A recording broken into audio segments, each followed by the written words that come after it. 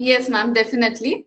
And kudos to you, ma'am. Coming to the next question, is it that only students from the technical branches qualify GSoC or the non-tech students can also qualify GSoC?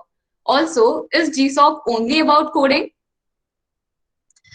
So Google Summer of Code is for coding. so it deals with coding, of course. So but yeah. So I don't know exactly how many non-technical people apply, but as much as I can say is people, you will have people from economics background as well competing with you. So yeah, I've seen like people from that sector also compete with you.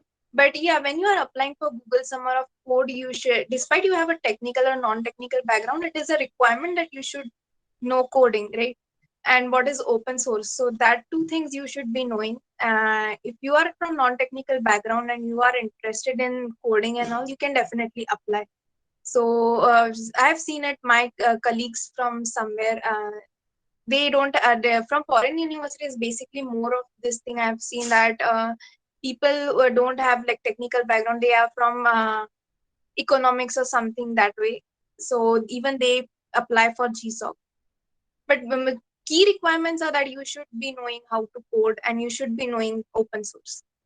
So, so most of the students get confused among all the domains. Like there are many domains to learn about, like Android development is there, web development, and many more new emerging technologies and languages like Dart and Flutter, and so many more. So, what according to you is the most important technology and also the language that should be learned to crack GSOC? Okay.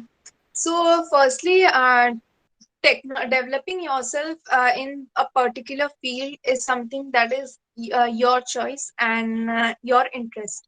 So keep such things in mind that you no one knows you better than you do to yourself, right?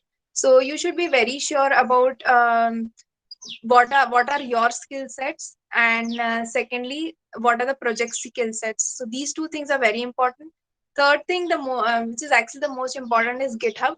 So everything is like everything you will see, every project of GSoC is mostly on GitHub, and you should be very, very, very much familiar with GitHub. So people who don't and it is like it is very much advantage and very much plus point if you know how to work with GitHub and GitLab and such things, because all these projects are always on GitHub or GitLab or Gist. So these three to four basic things are things that you should be very well acquainted with right before you are applying to GSoC. So keep these things really acquainted and handy in learning. It should not be last moment thing. How you don't know to make a pull request or how to push a commit.